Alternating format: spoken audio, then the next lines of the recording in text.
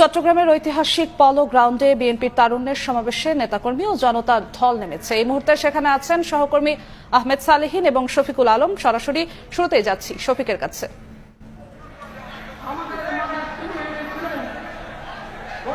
শফিক, চট্টগ্রামের তারুণ্যের মহাসমাবেশ ঘিরে এখন কানায় কানায় পূর্ণ হয়েছে পুরো মাঠ। চট্টগ্রামের যে পলো গ্রাউন্ডের ভেতরে যে মাঠ রয়েছে সেখানে লাখো তারুণ্যের উৎসবে পরিণত হয়েছে, তারুণ অংশ নিয়েছে। এই মুহূর্তে আমরা মাঠের বাইরে রয়েছে। এখনো পর্যন্ত কিন্তু বিভিন্ন জেলা উপজেলা থেকে খণ্ড খণ্ড মিছিল নিয়ে এই সমাবেশস্থলে যাচ্ছেন। এখনো পর্যন্ত কিন্তু বিশেষ হচ্ছে যে আমির খসরু মাহমুদ চৌধুরী এবং প্রধান অতিথি মির্জা ফখরুল ইসলাম এখনো বক্তব্য দেয়নি। এই মুহূর্তে তামিম ইকবাল বক্তব্য দিচ্ছে, সেরকম তথ্য আমরা পাচ্ছি। তবে আজকে যে সমাবেশে উপলক্ষে তারা বলেছে 5 লাখেরও বেশি মানুষ সমাবেশ হবে, কারণ 11টি বিভাগীয় জেলা থেকে এবং 99টি যে উপজেলা থেকে নেতাকর্মীরা যারা আসার কথা ছিল তারা ইতিমধ্যে চলে এসেছেন।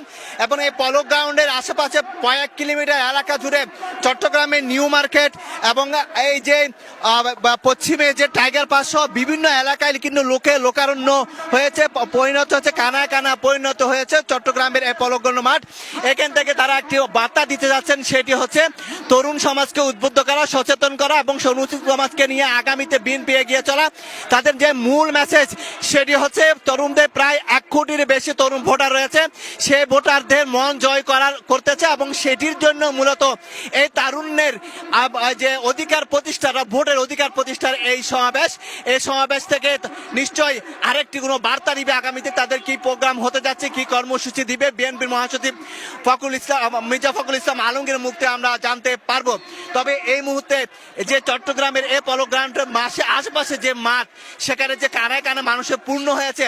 আবার একটি বিষয় জানে রাখি, গত 16 বছর তারা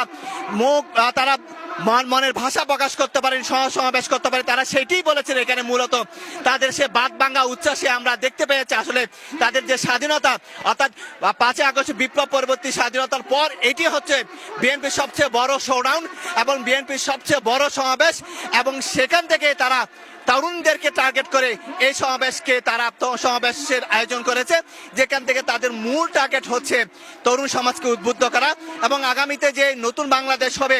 এবং বিএনপির তারা বলছেন যে বিনিয়োগ, শিল্পায়ন, রাজনৈতিক, অর্থনৈতিক, সামাজিক সব ক্ষেত্রে তারা তরুণদেরকে অগ্রাধিকার দিবে এবং তরুণ নির্ভর একটি দল হবে, সেই বিষয়টি দিয়ে জানিয়েছেন।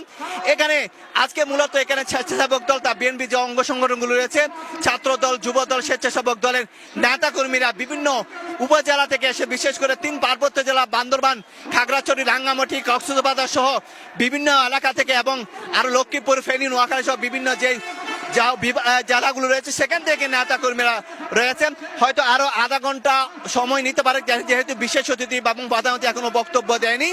এবং এখানে যে মিছিল নিয়ে, খন্ড খন্ড মিছিল নিয়ে আমরা দেখেছি, কিছুটা ডাক ডোল তালে তালে নেচে গিয়ে নেতা কর্মীরা কিন্তু মাঠে ঢুকেছেন। এবং যে ধানের শীষের যে মার্কা, সেটি একেবারে কৃত্রিম না। এবার ধান ক্ষেত থেকে যে ধান নিয়ে এসে তারা কিন্তু আনন্দ উৎসবে মেতেছেন এবং সবারই মুখে একটি বার্তা, সেটি হচ্ছে তাদের ভোটার অধিকার ফিরে পেতে চাই। আগামীতে যে নির্বাচন হবে তারা বলছেন সেই নির্বাচন যেন আগামী ডিসেম্বরের মধ্যে অন্তর্বর্তী সরকারের কাছে তারা সেই দাবি জানিয়েছেন।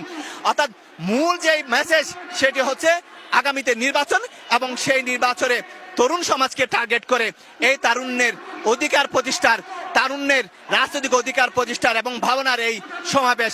এটি এখানকার যারা এসেছেন তারা বলছেন একটি ব্যতিক্রমী একটি উদ্যোগ, কারণ 2022 সালে এই মাঠে কিন্তু মহাসমাবেশের আয়োজন করেছিলেন বিএনপি।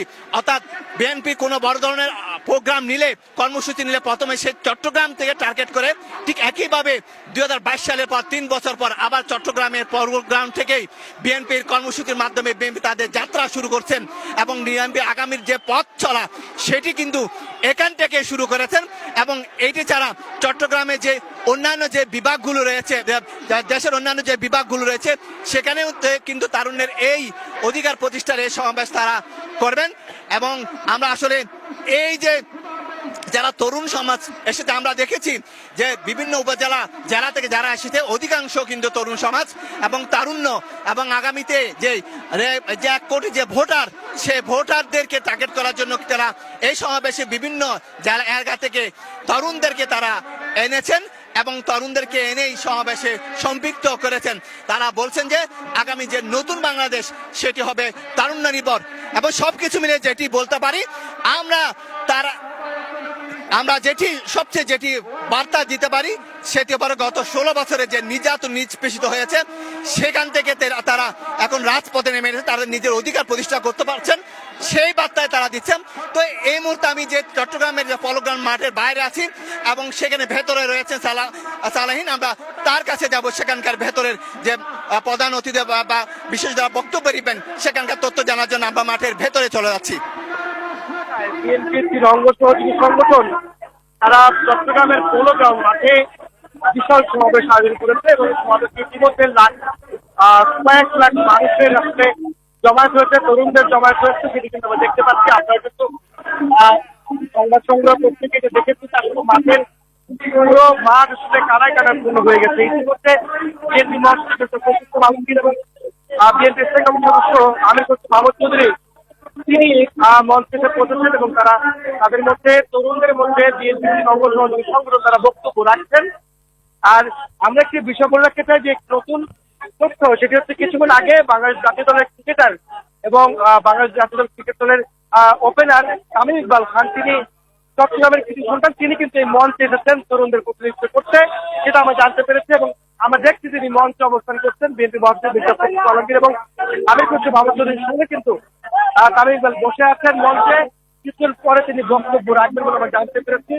ইতিমধ্যে আপনারা জানেন যে এই তরুণদের যে অধিকার আদায় অর্থাৎ রাজনৈতিক অধিকার এবং তাদের ভোটাধিকার প্রয়োগের যে ক্ষমতা এবং ভোটাধিকার যে অধিকারটি রয়েছে সেটি ফিরে পাওয়ার জন্য মূলত আজকে সমাবেশটি হচ্ছে এবং তরুণদের যে ভাবনা যেটি আগামী দিনে আগামী নির্বাচনের প্রতিফলন ঘটাবে এবং আগামী বাংলাদেশ বিনির্মাণের ক্ষেত্রে তরুণদের অবদান যেটি কাজে আসবে সেটি কিন্তু তারা বলছেন। এবং একই সঙ্গে যদি বলতে চাই যে আজকের এই সমাবেশে বিএনপির তরফ থেকে বিএনপির 3 অঙ্গ সহযোগী সংগঠন তারা বলছেন যে জনগণ কিন্তু 3টি নির্বাচনে ভোট দিতে পারেনি, বিশেষ করে তরুণরা যারা ভোট দিতে না পারার যে আক্ষেপ, তাদের যে একটি আকাঙ্ক্ষা এবং তাদের যে আকাঙ্ক্ষা রয়েছে সেটি ফিরে পেতে মূলত এই সমাবেশ আয়োজন করা হয়েছে এবং এই সমাবেশের মাধ্যমে তারা আবারও চাচ্ছেন যে একটি সুস্থ সুন্দর এবং আবার নির্বাচন হবে, নির্বাচনের মাধ্যমে ভোটাধিকার প্রয়োগ করে তাদের জনগণের প্রতিনিধিত্বমূলক সরকার তারা প্রতিষ্ঠা করবেন, যারা তরুণদের নিয়ে কাজ করবেন, তরুণদের ভাবনা নিয়ে কাজ করবেন এবং আগামীতে সুন্দর বাংলাদেশ গড়াতে তারা কাজ করবেন। তামিম ইকবাল খান যিনি বাংলাদেশ ক্রিকেটার তিনি মঞ্চে অবস্থান করছেন, কিছুক্ষণের তিনি বক্তব্য রাখবেন এবং তারপরে বিএনপি মহাসচিব এবং আমির খসরু মাহমুদ চৌধুরী তারা বক্তব্য রাখবেন। এই যে এখন পর্যন্ত পৌর মাঠে বিএনপির 3 অঙ্গ সহযোগী সংগঠনের যে সমাবেশ চলছে তার সবশেষ খবর।